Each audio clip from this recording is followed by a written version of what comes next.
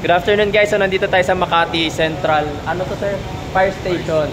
Meron tayong client today, dalawang expander na magpapa-enable nung kanilang feature. Kasi si expander kahit brand new nila nakuha, walang auto lock naman.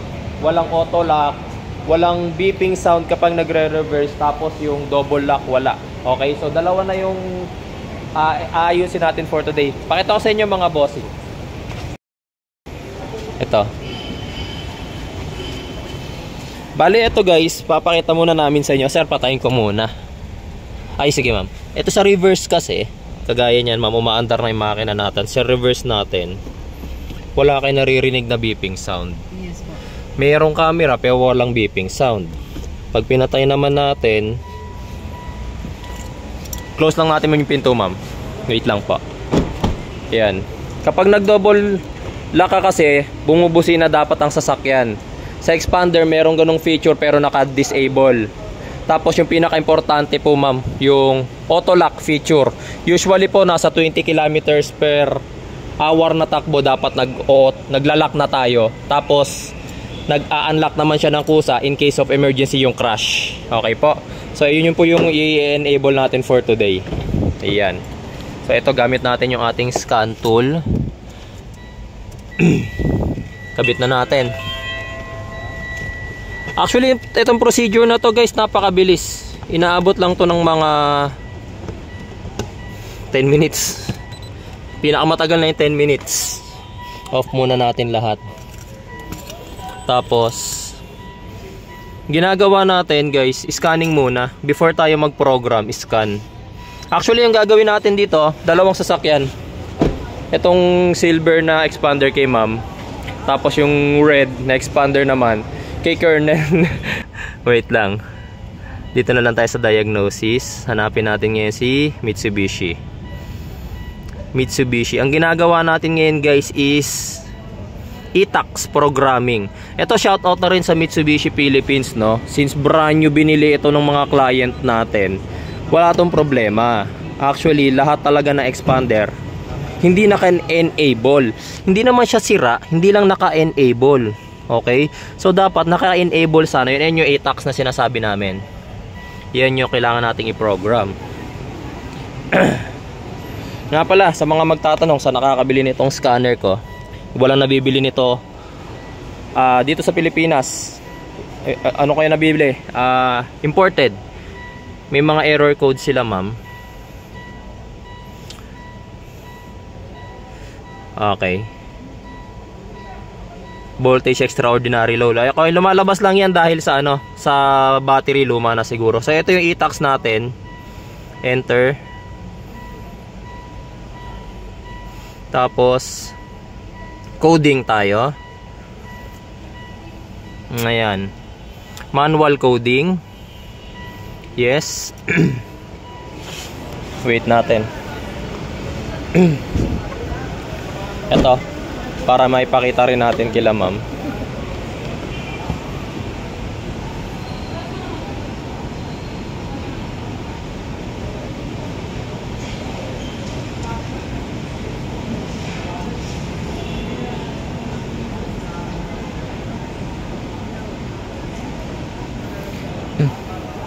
Ma'am, ito po yung sa pakita ko lang po. Yung sa reverse alarm po natin, kaya hindi siya tumutunog, nakalagay po kasi sa kanya not available. So ang ginagawa namin dyan, nilalagyan natin available. Talagang kahit bumili po kayo sa Mitsubishi, ganun po talaga, naka not available po siya. Yan po yung isa nating binabago, reverse alarm. So ma-okay yan sir, ma-okay yan. Scan. Opo. So sa Estrada pag ano po bang wala tong tunog po? Wala tunog?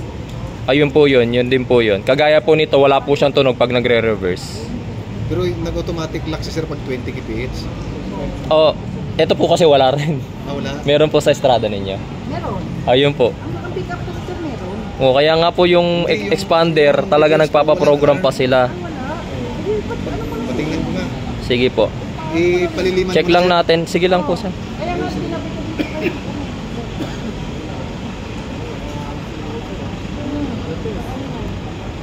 Malaman kung ano mga Nag-scan na rin ako kanina, ma'am. May mga konting fault kasi before kasi ako mag-check nito. Chine-check ko muna kung may mga fault ko. Nagpalit na po kayo ng battery? Ako, nagpalit na Ayun. ako. Ito po, hindi pa. Ay, hindi ko lang alam. Kasi si okay lang ma'am kasi battery, nagbabago yung ano. nag-iiwan po siya ng error code. Ito po yung sinasabi ko naman, ma'am, yung horn chip pag nag-double lock po kayo, Yes. not present po nakalagay. So, Dapat po kasi present. Okay. So last na lang po yung pinaka-importante, yung auto lock. Ito po, pakita ko po sa inyo, bandang baba po kasi yan si auto lock. Pag namin yung scanning nyo, maging okay na to. Opo, tapusin, pakita ko po sa inyo. Bago po natin tirahin yung sa inyo, ma'am. Opo. Ito po muna, pakita ko rin po sa inyo, ha. May differential rin sa'yo? Basta sabay na sir. Tanong mo kasi sir kung napalitan ito ng battery. Oo. Tapos yun. Kasi pag napalitan ng battery, ano yung... Nag-iiwan ng error code. Ito po yung ano, ma'am, pakita ko na sa inyo. Automatic door lock and unlock. Nakikita nyo po naka-disable. Dapat, ma'am, crash and speed. Ang ibig sabihin, pag na-reach nyo yung tamang speed, maglalak siya. 20 kilometers per hour.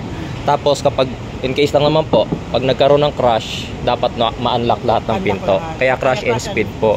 Opo. Bali na ayos yun sir. Ito po, sinet na po natin. So, exit na po natin to. Tapos na po nating i-program yung tatlong bagay na importante. Yung sa Ito, ma'am. Ito po kasi, yan, siguro nagpalit na si sir ng battery kaya nag-error code. Okay. Isama ko na lang, ma'am. I-clear lang naman po yan. Pero wala naman po siyang problem sa car ninyo. Okay. Kini-clear lang po yan. Basta po kasi nagpalit ng battery, nag-iiwan po ng error code. Pagka every time na mag-i-tax programming tayo, alam kung meron nag-iiwan kasi ng ano, kahit anong liabi lang, sir. Kasi ito po kasi nangyayari dyan. Saan po ang aanohin nyo, sir? Tatanggalin lang po kasi yung battery sandali. Kasi every time na nag-i-tax programming, sir, ang nangyayari, magkakaroon ng error code. Sa sasakyan ba meron? Ngayon o, naglalabas po ng ganyan. Pero hindi naman po ibig sabihin nasira yung transmission. Kalagang pag nag-i-tax coding ka, sir, nagbabago kasi yung settings. So, kailangan lang natin tanggalin yung negative terminal ng battery. Yun lang naman po. Kahit mga 10 seconds. Tapos, ibabalik lang po natin to. Mawawala na po yung error code. Tapos ang ano na po nun, gagana na po yung ating feature na binago.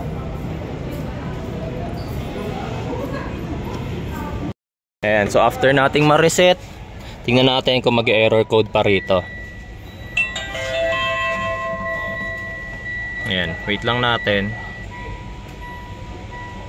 Ayan sir, so wala na siyang error code. Ngayon ang titingnan po natin kung gumagana na po yung feature na ginawa ko. Start ko lang po yung makina.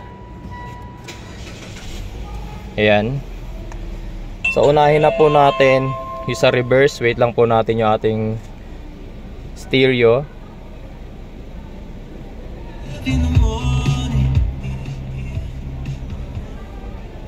Ayan.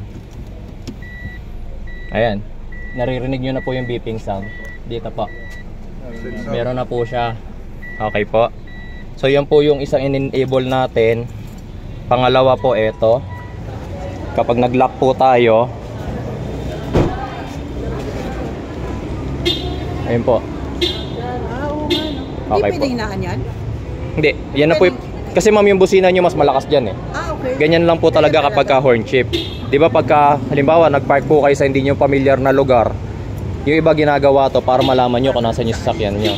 Yung pinaka-importante po yung auto lock. Gawin po natin ma'am para mapakita lang po natin. Sarado ko lang po yung hood. Ayan. So ito yung mga feature ni expander. Sige lang sir. Hindi kasi siya nag-auto lock. Sir, makihugot na nga rin po ako. Hilahin mo lang yan sir, pababa. Pababa, yes sir. Yan sir, thank you. Sige sir, start mo na sir. Ayan. Naka-unlock ka pa ba sir? Naka-unlock ka pa no? Unlock ko lang muna. Naka-unlock. Ayan, sige sir. Pakita ko na lang din. Sir, medyo ano mo lang yung hands mo. Ayan. Naka-unlock pa tayo guys. Kailangan at a certain speed mag-auto lock yung ating pinto. Pag ito gumana na yung auto lock nya, syempre gumagana na rin yung auto unlock niyan. Hindi kasi natin pwedeng i-testing sir yung auto unlock eh, yung sa scratch. Kaya ang aasahan natin sir yung auto lock lang. 20k PH sir, maglalak na dapat yan. Maka 20 naman siguro tayo rito sir, ano? Sige sir. Ayun, narinig mo na agad sir. Hindi lang nakita sa video pero nag-auto lock na po. Okay sir. Parang wala pa atang 20. Pagka basta ano yan sir, basta mabilis na yung konti andar mo, mag-auto lock na. Okay, makita nyo guys, nakalock na tayo. Lock ko na lang ulit. Sige sir. Yan.